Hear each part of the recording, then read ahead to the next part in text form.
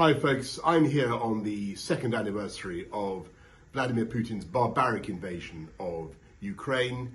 I'm here in Kyiv where, in spite of everything, those gallant, heroic Ukrainians are fighting on. And I've got absolutely no doubt that they are going to win.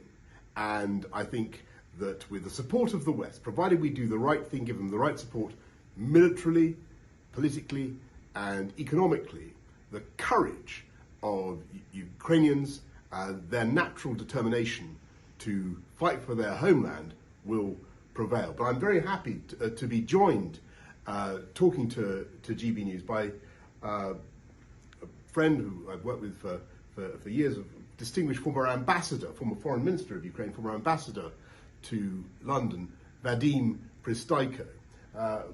Vadim, how do you see things 2 years after this evil invasion? Are you still confident your country is going to win?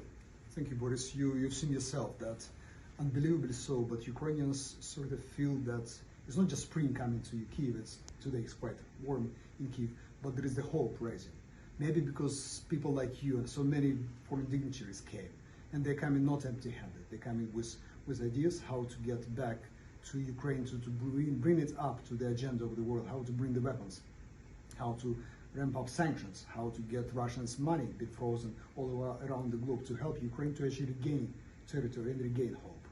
And if you had a message to GB News viewers about what you think the UK should be doing in particular, is there one thing you'd pick out?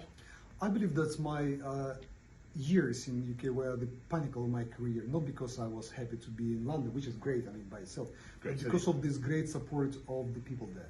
And the government, people, regions, everywhere I felt it. I've seen Ukrainian flags. I remember everything we've done in the parliaments, or even just talking to the soldier or person on the street who was inviting the Ukrainian refugees.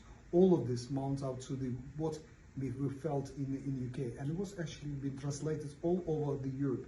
You were pushing the Europeans and sometimes our friends over the pond to do more and more. Look at where we are now. They're supported by Germans, supported by France, supported by all our allies. We wouldn't be there without the UK's initial push.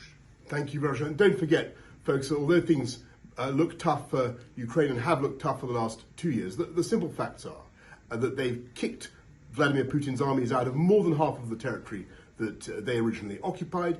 About 315,000 Russian troops have been killed or injured, a ratio of probably 7 to 1 when you compare it with what the Ukrainian armed forces have suffered.